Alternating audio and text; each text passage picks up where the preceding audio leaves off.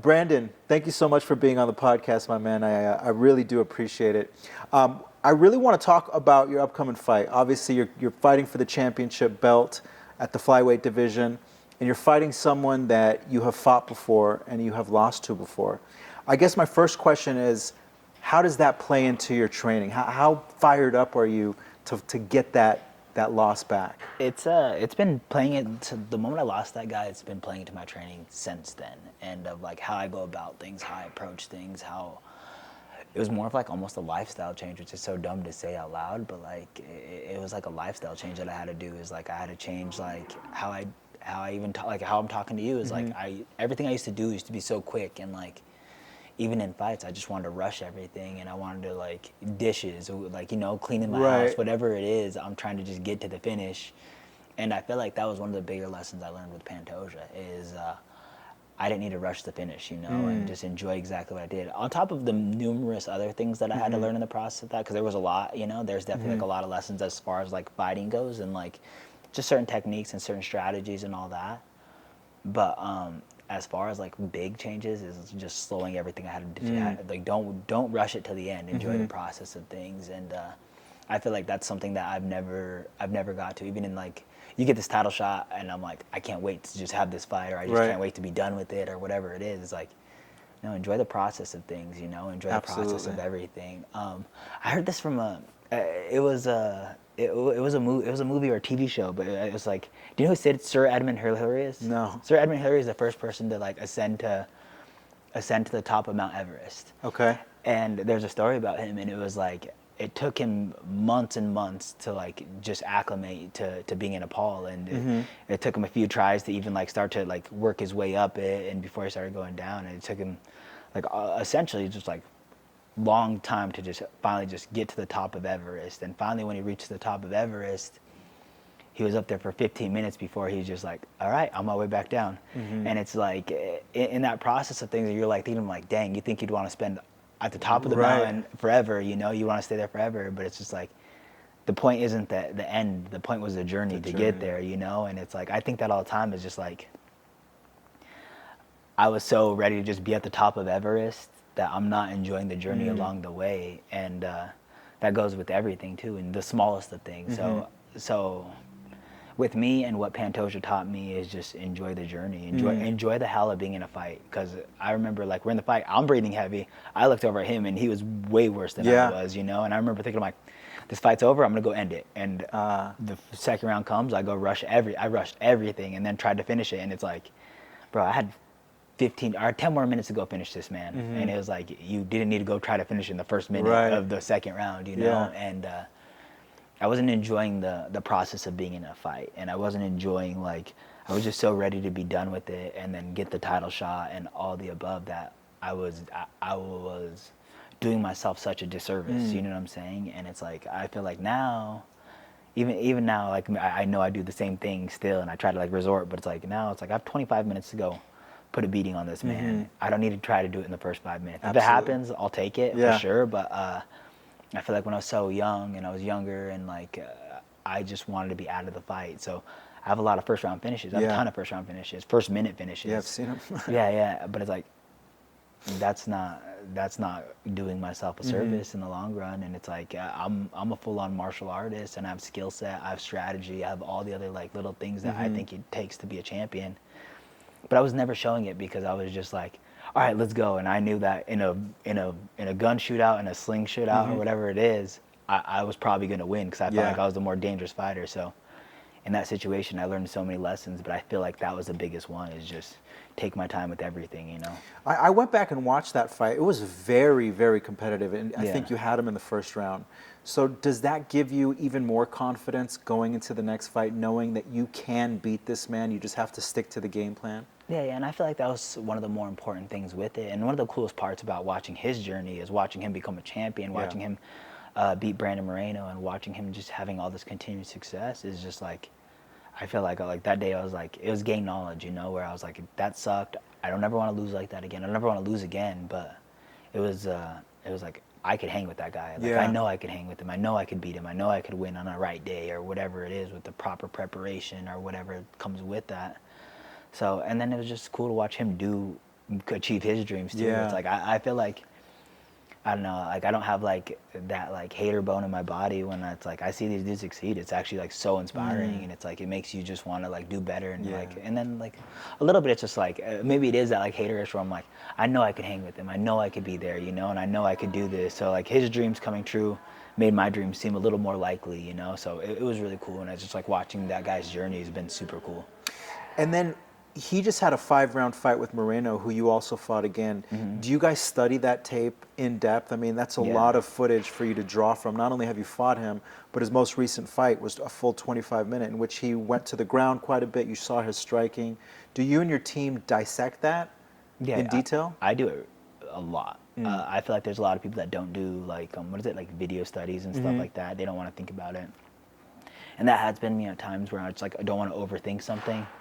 For this fight and like my last fight, I feel like I was so prepared mentally of what this guy is going to do and what I'm going to see coming out of him, and having these little like sequences built in my head that it was like when the time comes, it was like I wouldn't have to think, you know. Yes.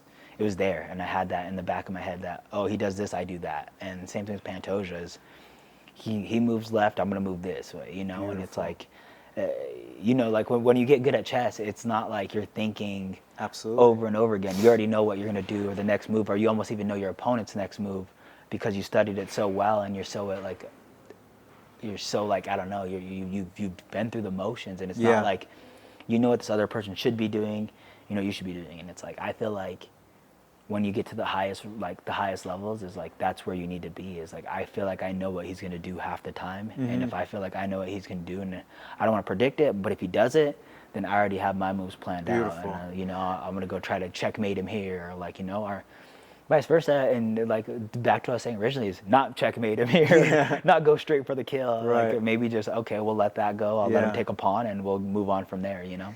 I noticed in your last fight that knee that you landed, it's kind of going back to what you're saying, because maybe I'm wrong, but I noticed you were trying to time that knee, and I think he had certain tells. He would dip his head. Is that safe to assume that you had maybe done a little bit of studying or some fight footage, and then you knew when to throw the knee? It wasn't just the knee that we had planned for what he was going to do. The knee was definitely like an option that we had, but what I noticed a lot with Mateus, and what Clay noticed mainly, like I have a really good cornerman, what Clay noticed a lot is that he dips his head and then throws a cross hook. So a lot of what he was doing was like he would, okay, like counter, move, plant. When he plants, he's going to go 2-3 most of the time. Like a good majority of the time, he's going to do that. And every time I seen him do it, I'm like, okay, like not yet, you know, not yet. I had a couple other, like I had hundreds of different counters to what I was going to do with it. And then when the knee landed, it was just like, dang, that worked out perfectly, you know? Absolutely. It's like he planted, our timing got mixed up, but I threw it up there and it landed perfectly. He did exactly what we were going to do. Is he threw a cross, ducked his head, and then threw the hook afterwards. And it's like, if I could meet him before that hook hit me, then we're good, you know? You brought up Clay. So when I first moved to Denver, I wanted to re-up my martial arts training. And so the closest gym to me was just the UFC gym. And who was there? It was Clay Matza. Yeah. And that's how I kind of got in touch with you and Clay being your corner. I really enjoy good coaching. Yeah. And I could tell my first session with Clay is this guy knows how to coach. Obviously he can fight, but he took the time to just watch me move for 20, 30 minutes before he implemented a coaching regimen. How important is Clay to being in your corner? Oh, he's probably been the most important like person since I've been in the UFC, as far as like, because like how I picked him up as a coach was like, it wasn't an accident necessarily. It was just like me and him were like, he's my main training partner. Me and him were drilling every day, but I would pop my shoulder out of place so often when I got to the UFC that like I couldn't do a normal practice. So I was ending up just like pulling my main training partner, which is usually Clay. I'm like, I can't do this practice. Like I can't participate in this. Like, can we drill something different? And this was for the Kai Kara France fight. And I was like, what would you like to like? I was like, let's drill this. Like, let's drill that. And he's like, well, Kai does this. He's like, you should probably do this. And then keep in mind, I only had one arm, so it was like I couldn't utilize this arm. So we had like a whole game plan based off just my left side. Oh, wow. My left side, yeah. And he had like a game plan, like, all right, he does this, we do this, we do that, we do that. And I was like, okay, cool. And then the next fight, I was like, all right, like next fight, was Moreno, and then same thing. It's like I didn't have a shoulder. I couldn't do a normal camp. I couldn't wrestle. I couldn't grapple. So it was just me and Clay kind of just brainstorming on how we're gonna go about this. And for me, I was such like a chaotic person, and you know, like you could see it in my fights that I was just like, I'm gonna go in there and fight him, you know, and see what happens. And like for Clay, he's so opposite and so strategic, and like maybe like a type A type person, you know, where it was like he had everything like, okay, we do this, he's gonna do that, and I'm like, yeah, that's awesome. And then that kind of just kept unfolding, and I was having so much success, and it was just like, then, like I don't know, it just like it seemed like he was taking more of a coach role on me as the time progressed anyways. Like it went from me and him just helping each other out, but I'm like, dude, like this is like a one way. I'm not helping you that much. Like you're like, he's helped me so much for these fights. And then not only is he doing that, he was watching the fights. Then he would give me a look that like Moreno would look, and like in the middle of our fight, Moreno does this like weird thing. Like he'd be doing that in the middle of it. He'd do stuff like that, and it was like mimicking them so much to the point where he was doing like stuff that they would do like in between, like, you know, just like body motions and stuff. Not just the punches, not just that, but I was like, the way that this guy has detailed and broke down the fight, I was like, this is, me and him are on the same page for every single one of these fights. It's like he just naturally took a coach role on me, and it was really cool. And like that's so sick. With the Mateus Nikolai, with the Bontarine, and then also with the Pantoja. With the Pantoja the first time and the second time. It's like I wish I could find the video about the first time we trained, like we were training for the Pantoja, like one of the first wings, because the look that he gave me was so good, and like I wish I could like air that out. You know what I'm saying? Shout out to Clay Matson, man. He's the man. So now that you have this fight coming up, I'm assuming Clay's going to corner you as well. Yeah. You mentioned your shoulder. I know that it popped out during the Moreno fight. You've had some issues. How is that healing up? Or have you had surgery, or is it? Yeah, I got ladder J surgery. It's like a kind of a complicated like labrum surgery. But there's only like a handful of doctors that do it, and luckily enough, the guy is in Colorado. So I got real lucky with it, and I've got 2 shoulder surgeries under him, and it's been great ever since. So yeah, I appreciate him. Awesome, man. So you're 5 weeks out. What does training camp look like? 8 weeks out, 4 weeks out, 1 week out? Right now we're in like the crunch of things, so it's gonna heat up. Like right when in the middle of this, like I'm gonna get a lot of like I'll have like 5 or 6 rounds next week in a row, and then just new people jumping in on me. Oh wow, okay. So for this camp, and I had a little bit of like a say of like what I wanted to do is, I have like one of my main, like obviously Clay's like one of my main looks with Pantoja, but then I have people randomly between our rounds jumping on my back, like taking me down. So it's like I'm having constant new people jumping in and getting me in the middle of our rounds while we're striking. Oh, really? Clay's such a good look during striking that it's like I would be dumb to not have him the whole entire time. So yeah, so it's been really cool. So today I got pretty much jumped, you know, like, but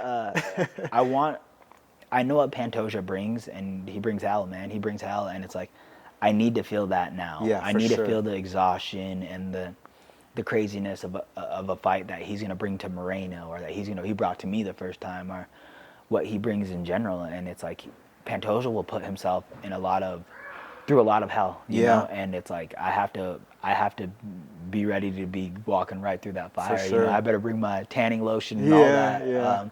So if I'm doing it now, then the mental before a fight's gonna be great. I also heard in a recent interview that when you were the backup for the most recent championship fight, you had a rough weight cut. You kind of let yourself go a couple weeks before. How's the weight now? And have you learned that lesson? Yeah, I'm pretty much at where I started cutting weight at. Okay. That day, the 24 hours out, like I'm pretty much at that weight. So 141-ish, maybe 140. Yeah, I'm a 145, but I started at 142-ish. Okay. Yeah. So I'm 145 now. I know I can make weight tomorrow. Yeah. Given gained knowledge, but that being said, is I was dieting and I was preparing really well, and like I hit 140 maybe like 3 weeks out, and I was like, we're perfect, and I was just like, just continue what I'm doing, and just never looked at a scale ever again. I was like, cool, until like a week out before the fight, and I'm like, this is not as good as I thought we were gonna be. So it was kind of like I knew the week going into it, I'm like, this weight cut's gonna suck. So not ever gonna do that again. It's the same for, you know, even in my business, and I hate this about myself. I'll close a big case. I'll have a little bit of money in my pocket, and that drive to continue the consistency that got me there will wane for a couple months. Yeah. And I'm certain it's the same situation for you. You know, you felt like you had made weight already, and then you kind of waned. Yeah. So I feel like what really separates the elite people, whether it's in fighting or business or whatever, it's just that consistency. I really try to tell myself, don't fucking give up. Just continue grinding. Even if you have $1 million, 10 million, or $1,000 in your bank account, your work ethic or your training or your consistency shouldn't wane. Yeah, exactly. And that was like, I just stopped checking the scale of like what I weigh everything at. So like I do all my measurements and do all that, and I stopped checking that every day, and that's where I went so wrong. I was like, damn. Do you have someone like, are you getting meal prepped, or are you cooking yourself? No, I cook myself. Okay, I have a nice. nutritionist that gives me like a meal plan and like what I should be eating and like the amount of ounces and stuff. And So all out that. of curiosity, like 5 weeks out, you're 20 pounds over. You're probably going to enter fight week, I don't know, 15-ish, 14 pounds over. Yeah, I'm hoping 10. I'm hoping 10? like 10 Okay, or 11. so an easy weight cut. Yeah. But like, what are your caloric intake? You're burning, A ton. a ton. Like, how many calories roughly are you eating per day? I don't actually measure that out, to be completely honest. I just measure he did all that work for me. He did all that work for me, and I'm just measuring the meals that he kind of like already has like set for the days, you know. Are you hungry every single day? No, not at all. Actually, my problem is I don't eat enough. I feel like that's one of the biggest things is like I'm so on the go. Like today I woke up, went straight to practice, or like I had like my morning breakfast, but then I went to practice, to weightlifting, then to weightlifting to go take my dog somewhere, and then here, so it's like, and then that's my Friday's my easy day. Like Friday's the day I don't have much, where it's like Monday through Thursday is chaotic. I'm driving all through Denver, showing up to different practices all throughout the place, so. Your practice is so, again, when I came here, it was UFC gym just because it was super local. Then I wanted to train at a legit martial arts gym. I went on Google. I saw Factory X and High Altitude as kind of the two premier gyms in Denver. I ended up just making my first call to High Altitude. I ended up going to them. I signed up. But I know about Factory X. It's right up there with High Altitude. How important is it to be at such a badass gym with such good talent? And do you ever see yourself cross-training with High Altitude, or is your team Factory X and you guys don't kind of commingle at all? I feel like, and I don't know, it could be different for how they view me at High Altitude too, so it's like I never would know that. But I feel like I've created a really like good relationship with the High Altitude team, and it's like, I don't necessarily like, I'm the longest student at Factory X, so I've been there forever, so it's like, I wouldn't necessarily want to like go train over there or whatever it is, because like, this is my family over here. I and it's like, understand that, yep. But more than anything, I love watching, like, I feel like being born in Colorado and being a martial artist was so important because how many good gyms there are, and it's like High Altitude, Easton, and Factory X are all within a couple miles of each other, and it's like, I feel like without High Altitude, without Factory X, without Easton's, and like all of us intermingling, the level of martial arts in Colorado would never have gotten so high. Yeah. So it's like watching someone like Corey I've seen Corey me and Corey Sandhagen were on the same amateur cards. Oh, wow. I've watched him fight since he was 18, 19 probably, and I've watched his whole amateur career. Luckily enough, I've always was like one weight class down. He'd be fighting 45, I'd be fighting 35, then he went to 35, I went to 25, so just been dodging him slowly. I've been dodging him my whole life, you know what I'm saying? But watching someone like Corey Sandhagen or Elias Rodriguez, to watch him, like when you see him come up, it's like, I get so excited to see these guys' success. Neil Magny was someone that I was bagging groceries for when I was a teenager. No way. Yeah, I was bagging Neil Magny's groceries, and every time he come through the line, I'm like, bro, this guy's the shit. Yeah. Like, he's the coolest. So I feel like having High Altitude around, and like there has been like I've trained with a lot of them at like different jiu-jitsu gyms, at a boxing gym. When quarantine happened, we all kind of met up and trained together, a handful of us. And there's been so many good things, but it's like like High Altitude or HAMA or Elevation, or I don't really know like how that all works or how it all mixes together. I guess Elevation is the professional fight team, and then HAMA or High Altitude is the gym, the retail gym that like a schmuck like me goes to. You know? Oh, okay, so the HAMA's the location, Elevation's the team name, right? The team, exactly. Okay, cool. Yeah. That being said, is like, I feel like I've created such a healthy relationship of just like cheering for those guys and like going from that. It's like I would never have any bad blood with any of them. Amazing. Like, so it's like I root for all their success for sure, and it's that's like awesome. I feel like as long as they're not going against one of my teammates, it's like, if high altitude's on the card, I'm going for That's them, amazing. you know, and it's always been that way. So it's been cool, and I'm really happy that, like, they don't have any flyweights or anything. They don't have anything that I have to, like, be worried about or anything. So it's like I can just continue to cheer for every single person on that team as long as they're not going against one of my teammates, you know. So,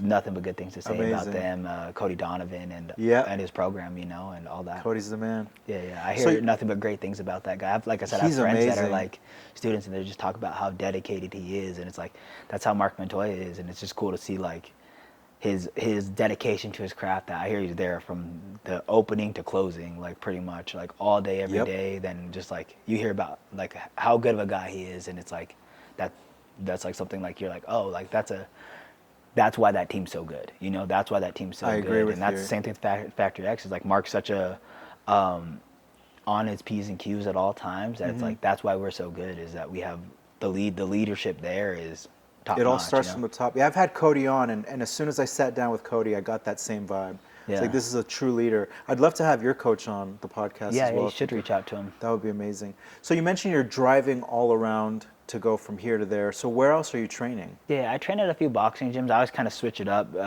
just to try to find a right fit, honestly.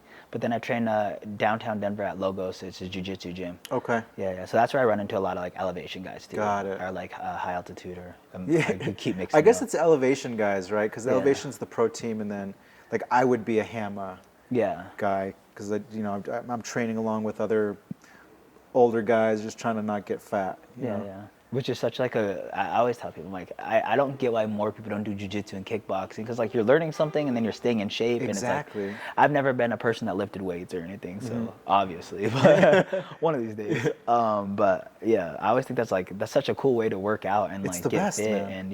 And So I grew up always in athletics. I just was always obsessed with sports, playing it mostly. What sports? Basketball. Unfortunately, I picked the wrong sport. I know, right? I was a really good soccer player until I was like 10 and 11. Then Kobe Bryant came up in the world, and I was an LA kid. So I went over to basketball. It showed a lot of promise until everyone kept growing and I didn't. What the hell? And then after high school, just would play basketball to stay in shape. Tore up my ankle. A few years, just didn't really do anything. And then fell in love with martial arts. I had a buddy of mine who had gone to Thailand and just was obsessed with Muay Thai, and he was my neighbor and just showed me how to throw a punch. This was 2014, 15, and then I got the bug, fell in love with it. And I've really just been training ever since. So it's been like 6-7 years. I've never competed. I don't plan to compete. It's not my forte, but I spar and I like to stay in shape, and there's no better way. And also what I think martial arts teaches you, whereas maybe a basketball or football doesn't, is there's dire consequences if you don't take it seriously, right? If you don't practice your jump shot, you're just going to miss jump shots and you're going to go home kind of a loser. Yeah. If you don't take martial arts seriously, you're going to get physically hurt. I've had broken ribs, broken nose, and so it teaches you the true discipline of being committed to your craft, and that spills over. Like ever since I've started martial arts, my business has progressed, my relationship with my wife, my kids, and I urge anyone, if you think you want to get in shape, try jiu-jitsu. Kickboxing, you've got head trauma, but I still love it. But it's just the best. As soon as my kids are of age, they're going into a program for sure. And I like what you're saying there too. It's just like I can't remember what book it is, but it was like saying like the ability to keep wanting to learn is going to help you in every other aspect in learning. And it's like sometimes in like martial arts, maybe like I'm plateauing in a certain area, but it's like it's not like I'm only getting good in one area of life, where you're like, learn chess, like doing puzzles, doing other little things, or like even for me, like there was like a couple months where I was trying to learn how to dance. Or There you go. Zero rhythm. No rhythm as a Latin man. No rhythm. No rhythm. But what I was saying is the moment I got to the UFC, it was just all martial arts all the time.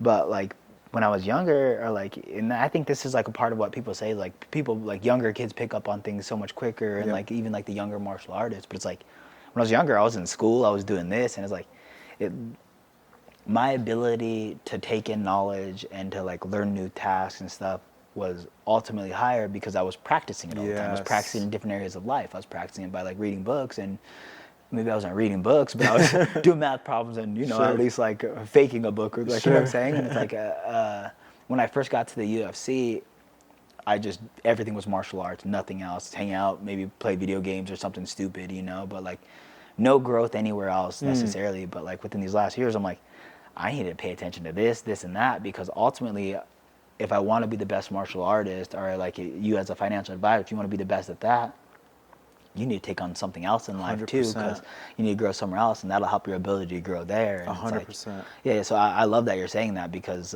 there was a moment in time when I entered the UFC where it was just MMA and it was just kickboxing, it was just jiu-jitsu, it was just that, and it was like just me watching videos of that. Yeah. And then my growth and learning whatever else I want in life, or even like the smallest of things, you know, it dissipated, or it was harder for me to grow because I stopped having that natural active. Yeah. You know, you got to learn how to learn. Right? Does that Yeah. make sense? I don't even know if that makes sense, but like, you have to have you have to like have like kind of something leading to it. But I think that's a good way of saying it, is like you have to learn how to learn, and Yeah. nobody ever teaches you that. Absolutely. So, And never stop learning. You know, that's another thing is, you know, I want to be 80 years old and I want to pick up something that my body and my mind will allow me to do, whether it's at that time puzzles or, you know, chess or whatever, because that's what keeps you alive. If you're not growing, you're dying, really. And so Yeah. I'm a firm believer. And that's, I really think that martial arts, maybe it's just me, but I think for most people, it will pay dividends in other parts of your life. yeah, 100%. Speaking of that, I feel like sorry to interrupt problem. you, but like I feel like I was like when I was younger, so obsessed with ancient or like Eastern philosophy, and a lot of that like it comes with like I would correlate everything in life to fighting. I still do. It's like I'm like, oh yeah, sometimes you gotta slip a move, you know, or like stupid stuff. But yeah, go ahead. I'm sorry. No, it's all good. No, I do that too. I shadow box in my kitchen. My wife's like, "You need to stop." Yeah. But so how old are you now, Brandon? 30. 30. So you're entering, or maybe in the prime of your career, as your physical abilities and your mental and your experience are kind of all come into one. How much assuming you do win this belt, how much longer do you want to keep doing this? Probably less than 4 years. Oh, at really? least competitively. I want to be a lifelong martial artist for sure. I want to be an old man submitting 20-year-olds. You know There what I'm you go. saying? There But you go. that being said, it's competitively and competing in the UFC not much longer, to be honest. So It's 34ish, you want to yeah, call it 34. quits? I want to call it probably, and just and start something else in life, man. I've given my whole life to martial arts, and there was so many other endeavors that I feel like I've missed out on, or so many things that I'm like, I wish I would have pursued that or went for that, or So the goal now is just setting myself up for future success. Beautiful. In whatever I want next in life, and yeah, and that's kind of like where we're going from there, is just make sure that this career path, the platform that I have now, the money I'm getting now, will set me up for future success.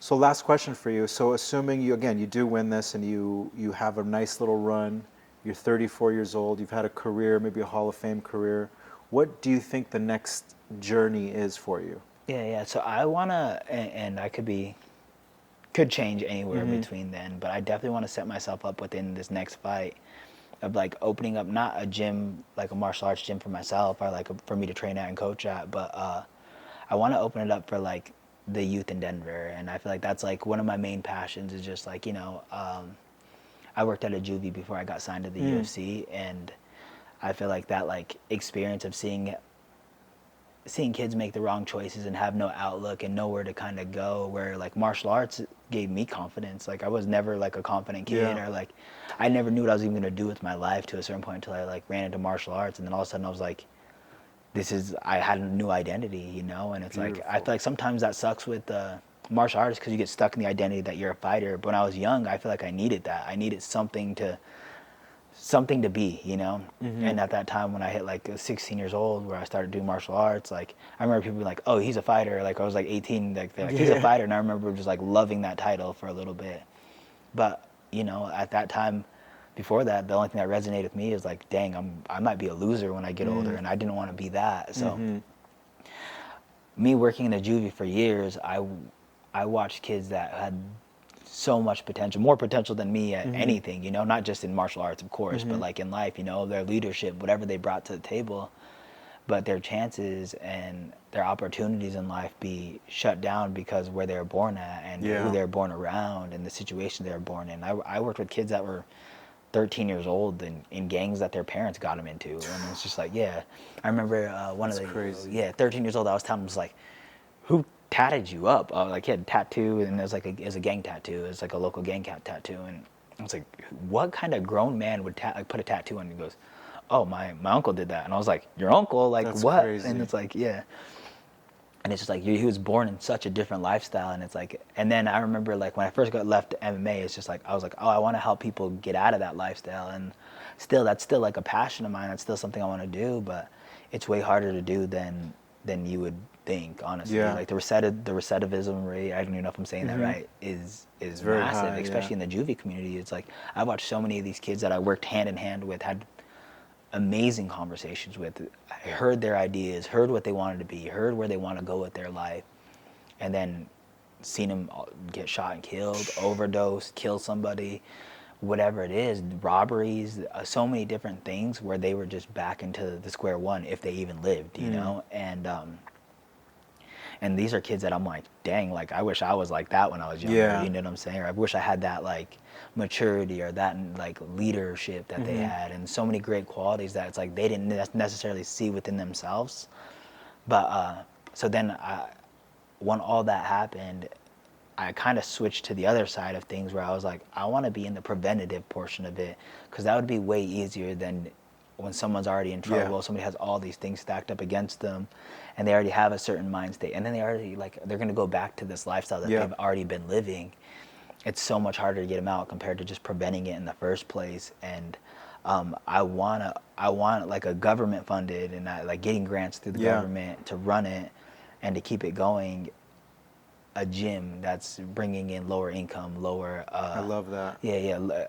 Kids in the Denver area from lower income neighborhoods. I love that. Yeah. Well, I commend you for that.